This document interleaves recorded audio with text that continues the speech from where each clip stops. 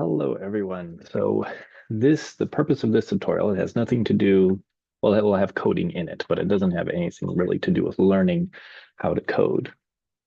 This is more about being able to, again, improve accessibility and being able to allow those who would like to code, but perhaps there's in my mind, there's this initial barrier that a lot of people need to get over, and that's about downloading software, or being able to immediately start playing with code, or being able to utilize data and the code immediately once they kind of get presented with it, right? So I'm not a Python user, but perhaps I'd like to be able to utilize some Python code or be able to look at how data is running through a Python pipeline of some sort, but I don't want to go through the process of downloading Anaconda and Python, et cetera, and being able to put that onto my computer or multiple computers, depending on how I plan on kind of interacting with that code. And likewise with R, right? And so how can I be able to, and if I know that's a barrier for myself, how can I now get over that barrier for other people as well, right? So I know that I use R a lot. I know that not a lot of people use R. And so then if I want though people to use my code to be able to see how my data is running through my code, how can I get over this barrier of simply needing to figure out downloading R and being able to then learn how to upload the data into changing a path, putting it into the data into R on their computer, and then be able to run the code, right? And be able to then understand what is happening with the code, right? So those are all barriers. Those are barriers that I think we should try to overcome for those who are not experts in coding but are interested, are code interested, right? Or at least would like to be able to validate their own understanding of how data should kind of be processed and analyzed and everything with how we've done it with code to be able to improve that transparency. But that transparency can only be achieved through accessibility. So what I found here, and this is what I want to introduce as part of this tutorial, is how to use Google Colab to be able to give people that immediate kind of access to the data and to the code. And so Google Colab is just a type of file that is hosted through Google Drive. And you can see that's where I am in right now. I'm in my Chapman Google Drive. And I'm just have a folder on my drive called Repo Rehab Tutorial 2025. You can see there's nothing in here right now, which is perfectly fine. I also have a GitHub, which is through a separate account, but it's okay. It will kind of basically what this is going to do is I'm going to create a document called a Google Colab. It's a notebook, and I'm going to connect to an R kernel in this Google Colab. So I don't have to download anything. This is all going to be happening virtually, meaning it's all cloud-based, no download, right? Everything's going to happen through some online portal. I'm going to do all of my coding, reading my data, installing libraries, loading libraries, running code, or etc., all through Google Colab using R. And then I am going to use a functionality within Google Colab to then share that notebook directly into my GitHub. And then I can share the repository, right? The repository that I have here is my Repo Rehab 2025 tutorial with anybody. And that notebook will have a specific functionality. I'll have a badge at the top of it that if they click on this badge called Open in Colab, it will then redirect them to their Google Drive, and it will open up my notebook in their drive, and they will then be able to run and look at all that code. And if you have the data in here as well, then they'd be able to download the data and upload it into their Google Colab, or to modify the code in some way to be able to just pull it from the GitHub into the Google Colab. And that's where it gets kind of, in terms of how these two things talk to each other, Google Colab and GitHub, that's a whole different conversation. But I'm just want to present to you now, this is a way of being able to get around the barrier of needing to download software onto your computer, but still maintaining all of the functionality of R and coding with it. Okay, so first thing, if you want to do this, you need two things: a Google Drive, right? My drive, create a folder. That'll be for organizational purposes, very important. And you need a GitHub account. Your GitHub, I have mine, appointment A, and then I created a repository. Right now, the repository doesn't have anything in it, right? So I want you to see the magic that's going to happen. Hopefully, I tried this out a little bit beforehand. It could all crash and burn. Let's see what happens. Okay, so I'm going to start in my Google Drive. I'm going to go to New. You are already probably very familiar with Docs, Sheets, Slides, Forms. Go to More. Go to the very bottom, Google Collaboratory. Okay, this is going to open up this notebook known as a Google Colab. And you might be familiar with this. Immediately, if you look at the title, it's an untitled whatever, but the extension of this file is .ipynb, right? It's a notebook. And notebooks are kind of online, web-based kind of documents or coding file scripts that can be worked on through the internet, right? Through some cloud. Okay, so this is going to look very plain at first, and that's good. I'm going to kind of example, first just for sake of kind of clarity, example colab.apyb, and that will be updated in my repo rehab. Now you can see here, I already can start coding or generate with AI. So already embedded within this is a Google product. Google has Gemini, right? And that's what's over here.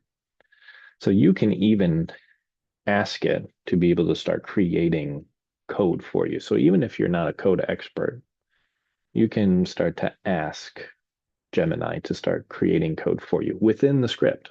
And it will start to create things for you and be able to run things for you, et cetera. We're not going to focus on that today. That again is a different conversation. I have this notebook. I want to run it in R. I think the default is Python. So I'm going to come over here to my connect. I'm going to say change runtime type from Python to R. I'm going to save that. Okay, so now it's already switched. I just went from Python to R just like that. Nothing really spectacular has changed in that way. And then I'm going to upload a file here from my computer. This is the healthcare data set stroke data. And I'll show you what this data set is. Running here, ensure your files are saved elsewhere. This runtime's files will be deleted when this runtime is terminated, okay? Very clear to be about that. So that's okay. The code will persist, but people will just perhaps have to upload the data each time. And there's ways to be able to do that just by directly loading it from GitHub as well. I'm just showing you, you already know that to upload a file from your computer is easy. What data are we working with though? I pulled this from Repo Rehab. This is a stroke prediction data set. It is hosted on Kaggle. It's very simple. It's got somewhat 5,110 observations, 12 attributes, very simple attributes, ID, gender, etc. Right? Right now, though, my Google Colab this is in my runtime of my Google Colab, right? So just like your computer, you have some path, some folder where your data is, and you have your R script. And sometimes the biggest challenge is just kind of loading the data from your folder into R, okay? So I can right click on here and I can just copy the path. And I'm now going to just start running the code. I'm just going to start writing code as if I were running this in R, right? Now, one thing you have to be aware of before I do this is that this is a blank slate. It doesn't have any of the libraries installed on it. So you do have to do that. But I can do that, and it already here. See, it's already kind of auto-completing for me. I'm going to load in really just ggplot2 for visualization, okay? And then I'm going to load in that library, ggplot2, okay, great. And then whenever you want, so this is going to be executed in blocks. It's a lot like an R markdown in that case. You're not really going to be able to execute. It's not going to be efficient to executing single lines of code. You're going to run things in blocks. But again, this is going to improve the usability of this. If you're really considering this in terms of an accessibility framework, in terms of you just don't want people necessarily to worry about each line of code, you just want them to run things in blocks. I'm going to run this now.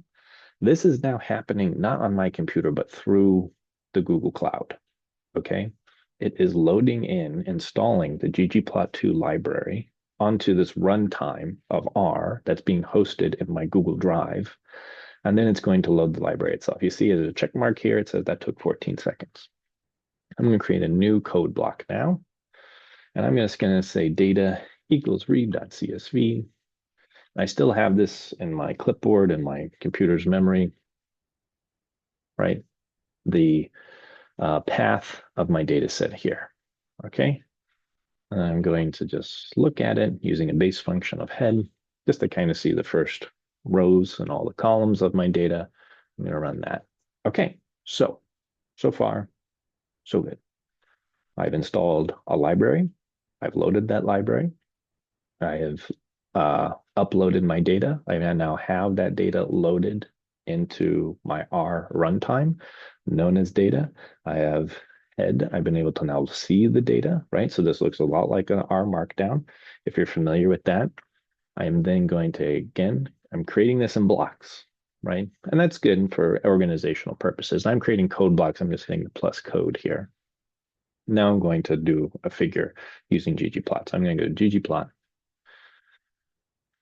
data, AES, X equals, let's say, age, Y equals ABG, glucose level. I'll do plus genome point. And my cursor out of the way, run that. And there's a figure. Okay. So this is it, right? I'm running R. I haven't downloaded R. You can see I have R on my computer, but it's not running right now. This is all happening through Google. This is all happening through Google Drive. This is all happening through the Google Colab, Google Cloud, etc. Right?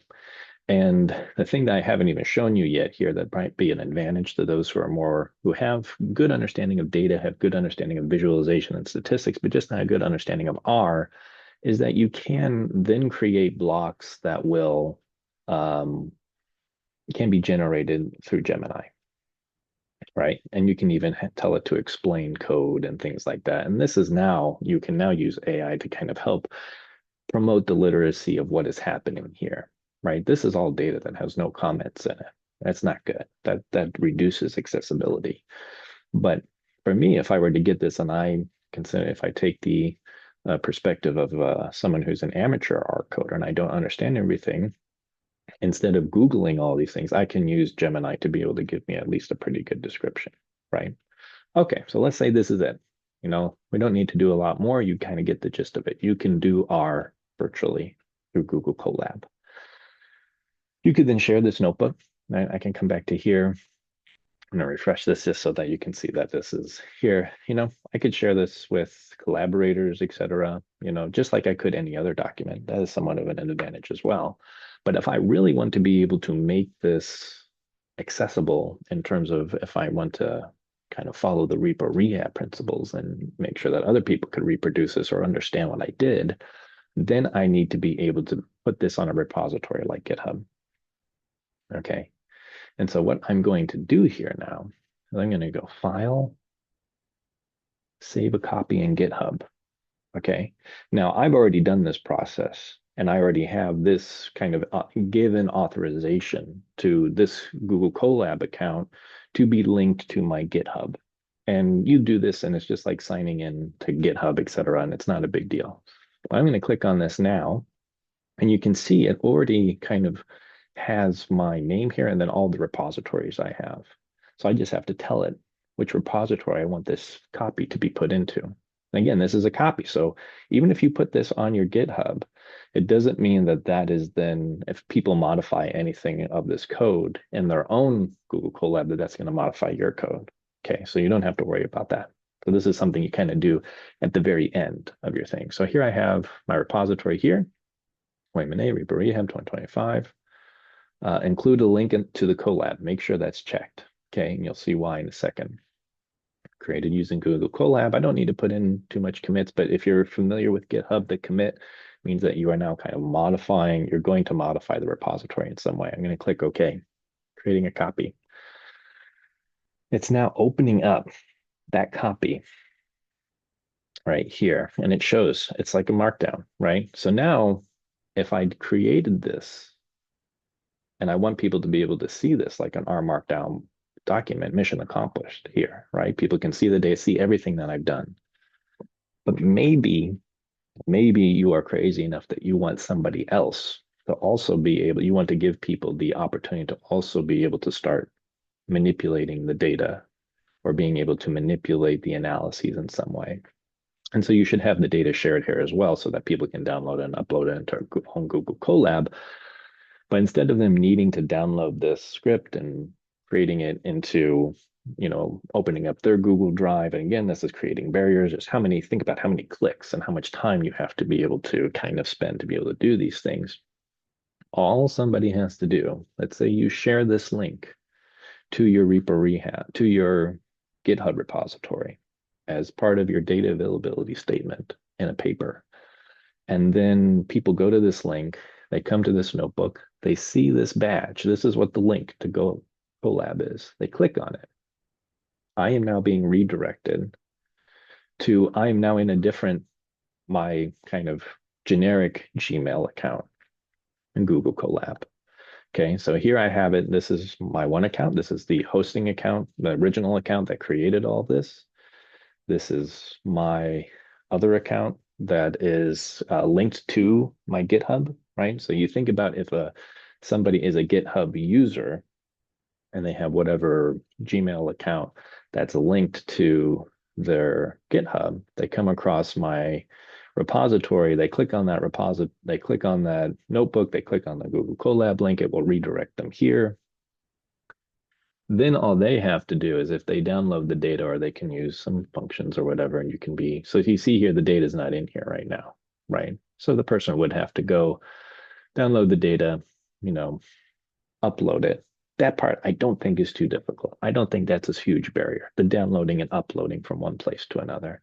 I think the downloading, uploading, and then installing R is a big barrier. Just to be able, and then loading the script and creating folders, etc., doing all that is a barrier. That's becoming from 2 clicks to 20 clicks. Here now, this person you can see it just printed out like this. But here's the thing, this was on my Google Colab, this was on GitHub, now I'm in Google Colab.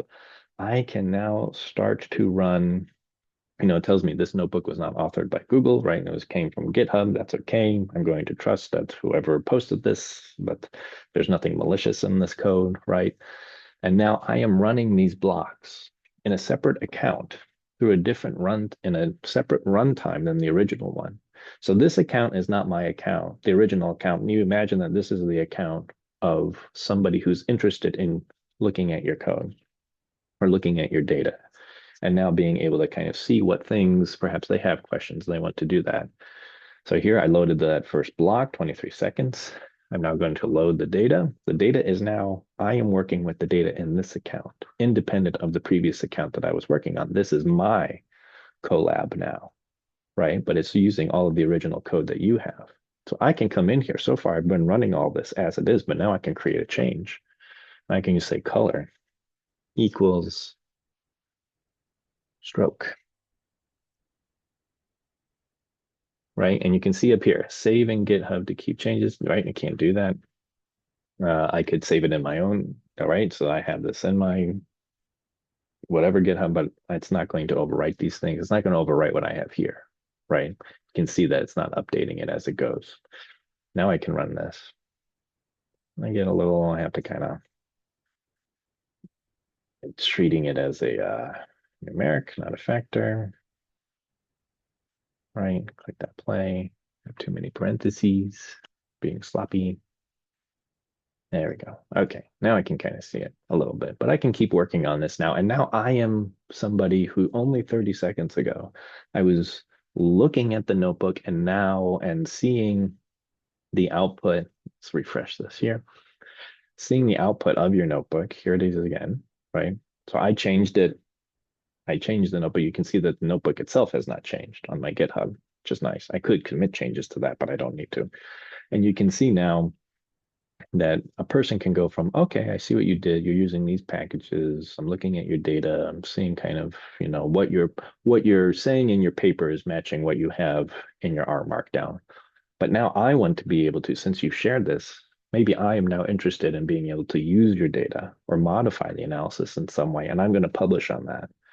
And that's a huge path ahead for somebody to kind of now publish something novel from the data that you've presented. But now maybe that's possible or being more possible now because you now have eliminated the kind of steps needed to be able to get this data and start running code that's already been established for this data. It's already being cleaned. It's already being kind of processed or manipulated in some way. It's already running statistical models, given the right assumptions and everything, that now it only takes a little bit of a tweak for somebody else to kind of come in here or kind of merge these data with other data that they have, et cetera, to be able to now move it to the next step, move it closer to a kind of a future publication and a citation for yourself, right? So in your README, you can say this data come from this paper and please make sure you cite that, et cetera.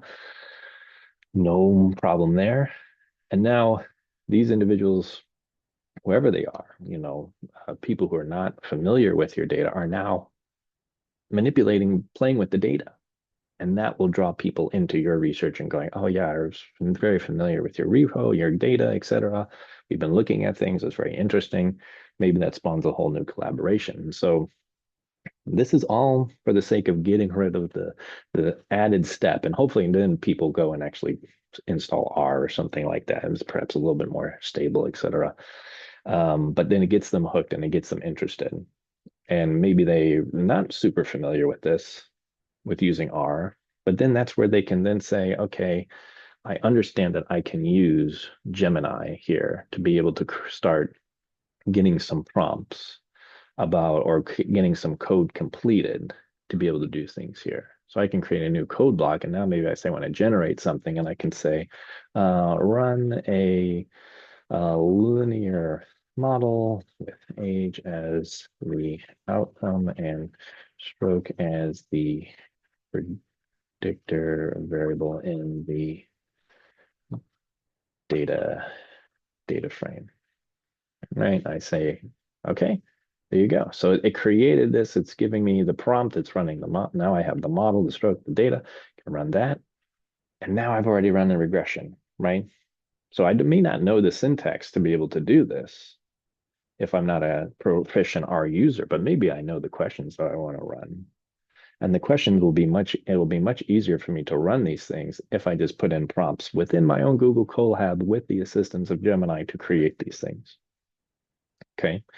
So that's going to conclude everything here. So this is kind of shows you don't need anything crazy here. GitHub is perhaps the craziest thing you have to know, right? But all you really have to know is that you have to be able to have repository and have that kind of established prior to then trying to share it with trying to share your Google Colab with that repository, right? It has to kind of know what direction it's going to go in.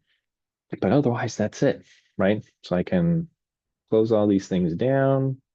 Yeah, don't have to worry about that. Right? These things are still here. This runtime hasn't even been executed yet. I can always reopen this, look at my files. Maybe I have to upload it again, but usually, again, there are methods to be able to just even pull data directly from the repository, and that's no problem, from the GitHub repository. And I'm back at it. It's running. It's still connected. So I think I have to like close my browser or whatever in order for it to change dramatically. But anyway, that's it. Google Colab. Google Colab. You can run R in Google Colab. It's all web-based. You can open this up from any computer now. So you could open up, a computer in a library, log into your Google. There's not going to be R installed on a library computer, I'm going to assume, but now you can access this as kind of a terminal from anywhere, as long as you have internet and being able to get onto your Google Drive and begin to continue to work on projects and then be able to share those projects through GitHub. So that concludes everything that I wanted to share as part of my Reaper Rehab project for 2025. It's been a pleasure to get to know all of you. I hope you find this useful. I hope you forgive me for being super long-winded, but I think is really cool. And I think there's just going to be more interesting stuff to come as these things continue to become more accessible, right? All right, everyone. So again, appreciate it. That's our time.